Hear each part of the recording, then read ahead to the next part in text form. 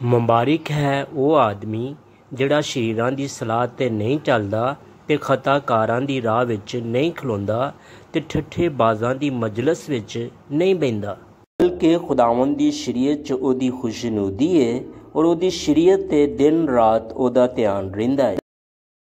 ਉਹ ਉਸ ਦਰਖਤ ਦੀ ਮਾਨੰਦ ਹੋਏਗਾ ਜਿਹੜਾ ਪਾਣੀ ਦੀ ਨਦੀਆਂ ਦੇ ਕੋਲ ਲਗਾਇਆ ਗਿਆ ਹੈ, ਜਿਹੜਾ ਆਪਣੇ ਵਕਤ 'ਤੇ ਫਲਦਾ ਹੈ ਔਰ ਜਿਹਦਾ ਪੱਤਾ ਵੀ ਨਹੀਂ ਮੁਰਝਾਂਦਾ। ਸੋ ਜੋ ਕੁਝ ਉਹ ਕਰੇ ਬਾਰਵਰ ਹੋਗਾ।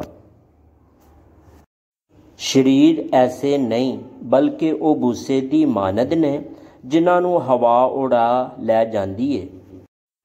ਇਸ ਲਈ ਸ਼ਰੀਰ ਅਦਾਲਤ 'ਚ ਕਾਇਮ ਨਾ ਰਹਿਣਗੇ ਅਤੇ ਨਾ ਖਤਾਕਾਰ ਸਾਦਕਾਂ ਦੀ ਜਮਾਤ 'ਚ, ਕਿਉਂਕਿ ਖੁਦਾਵੰਦ ਸਾਦਕਾਂ ਦੀ ਰਾਹ ਜਾਣਦਾ ਹੈ ਪਰ ਸ਼ਰੀਰਾਂ ਦੀ ਰਾਹ ਨਾਬੂਦ ਹੋ ਜਾਏਗੀ।